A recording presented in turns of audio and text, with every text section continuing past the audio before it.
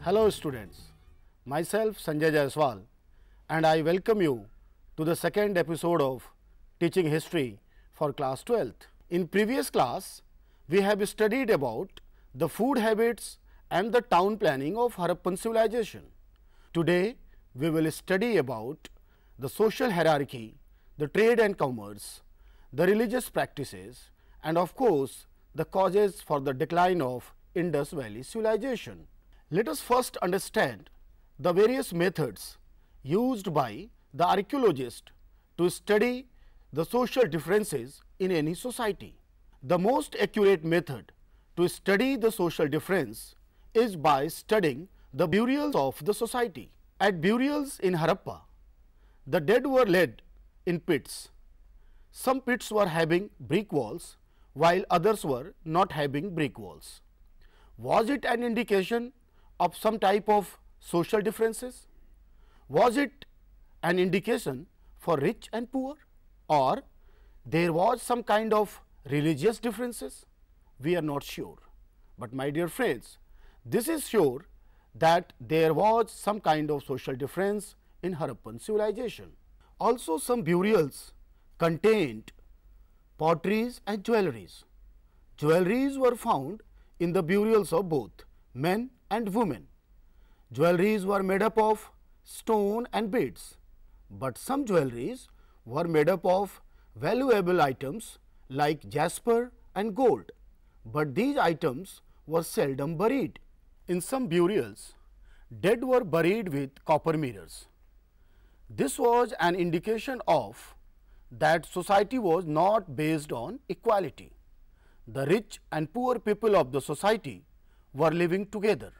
But mind you, the inequality in the society was not as sharp as it was in the Egyptian civilization, where the kings and the rich people were buried in pyramids. The burials which had copper mirrors and jasper jewelries belonged to the rich people. Similarly, the graves which were having potteries made up of clay, that belonged to the poor people. So, this is one method to find out the social difference in any society. Another method to find social differences is by studying the objects of luxury. For example, every house had two types of objects. One is known as utilitarian objects, while the other is known as objects of luxury. For example, in our houses, fan is an object of utility, while air conditioner is an object of luxury. Similarly, in Harappan society, some objects of luxury had been identified, that is classified as an object of luxury item. Faience pots were made up of silica, color and gum. This was very rarely found and very difficult to make. That is why this is considered as an object of luxury item. All these valuable items were found in the larger settlements like Harappa and Mohenjo-daro, and they are missing in the smaller settlements like Lothal, Kalibaga, Chanhudaro, etc. All these valuable items which are found in the larger settlements, that shows that these items were used by the richer people of the society and not by the common people. So, this is another method to find the social differences in the society. Gold is also found in hoards, as it was also considered as a precious object. Hoards are actually objects kept carefully by people, often inside the pot. Even today, the people keep their gold jewelry in bank lockers, or they put it inside a pot and make it underground. Why? This is only because gold is considered as the most valuable items in this world. So, gold was also very precious at the time of Harappan civilization also. Now, we will discuss about the economic activities of the Indus Valley people. Apart from agriculture, they were producing variety of objects like seals, beads, jewelries and metalworking. Potteries were made up of clay and then they were dried in the sun. After that, it is painted and polished. Harappan people were making potteries from plates to big jars which were used to carry liquids to distant lands. A variety of raw materials were used to make beads. Stones like carnelian, jasper, quartz and crystals were used to make these beads. To make holes in the beads, drills were used. Archaeologists have found good quality of drills from Dholavira, Lothal and Chanudadu. Some towns were considered as the craft centers. But how do archaeologists identify these craft centers? They use various methods to find out these craft centers. Archaeologists generally search raw materials, tools, unfinished products, rejects and waste materials. If the waste material and unfinished products are found at large number at any center, then this is considered as the craft center. And also, if the raw materials are found near the unfinished products, that place is also considered as the craft center.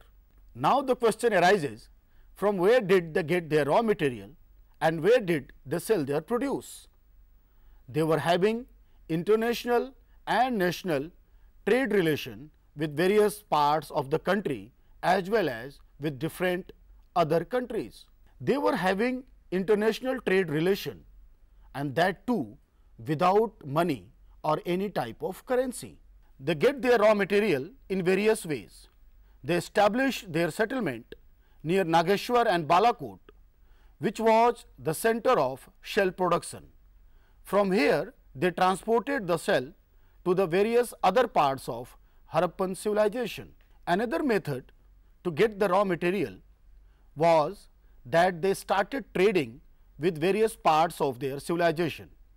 For example, for copper they traded with Khetri region, while for gold they had trade relation with South India. Some Harappan seals are found in this region which proved that they had trade relation with this region. In the text of Mesopotamia, Magan word is used, which is probably used for Oman, which was a center of copper production and from where Harappa used to get copper. In Mesopotamia, large number of Harappan seals had been discovered, which proved that they had the trade relation with Harappa.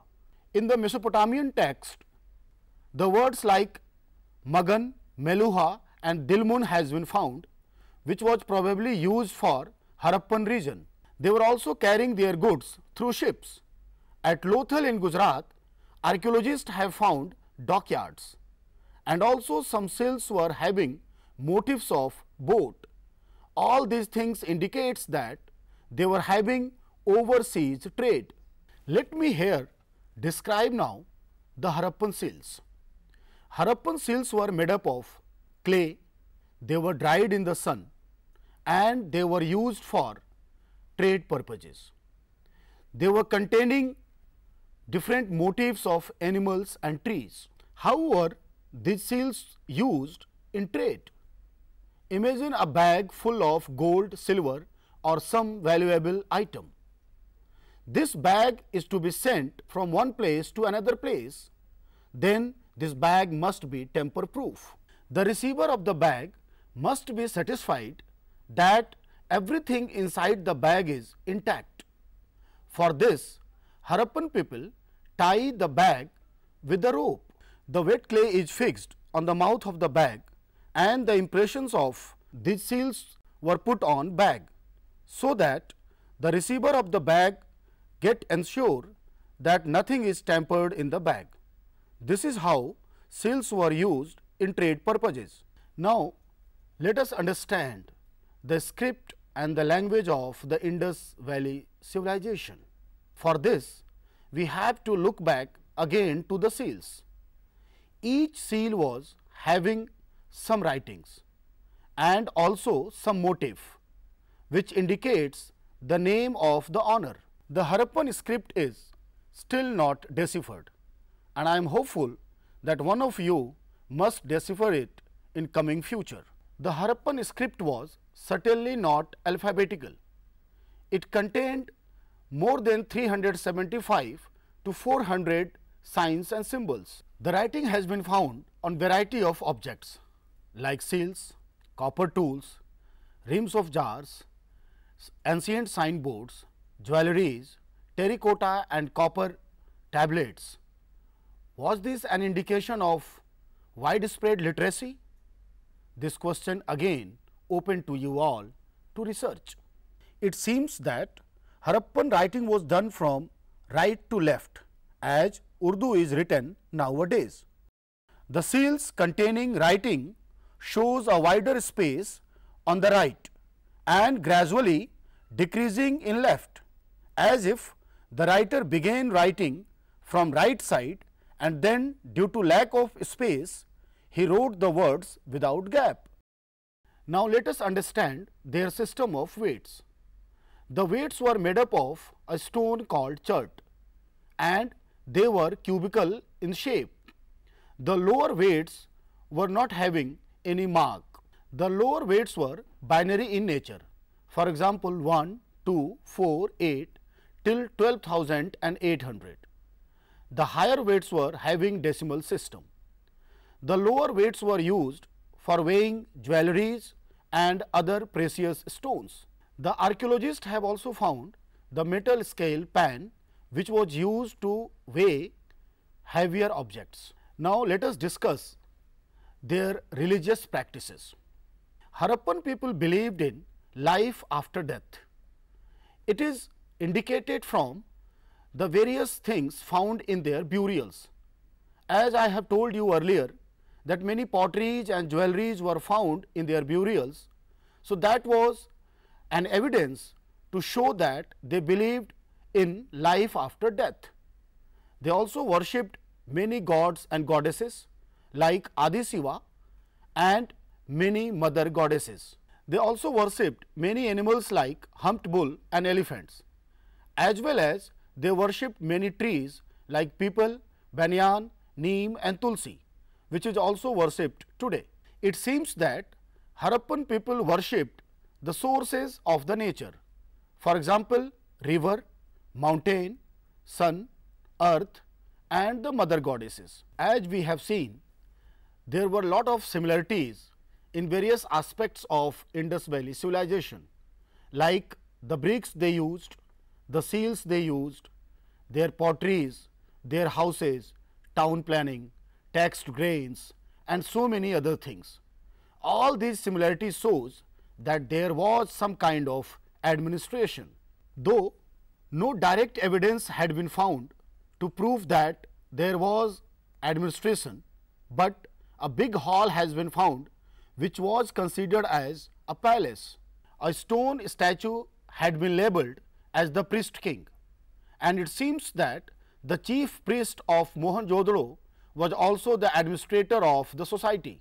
Some historians believed that Harappan society was not having any type of administration, while some other historians believed that there was some type of administration, but each site was having different ruler.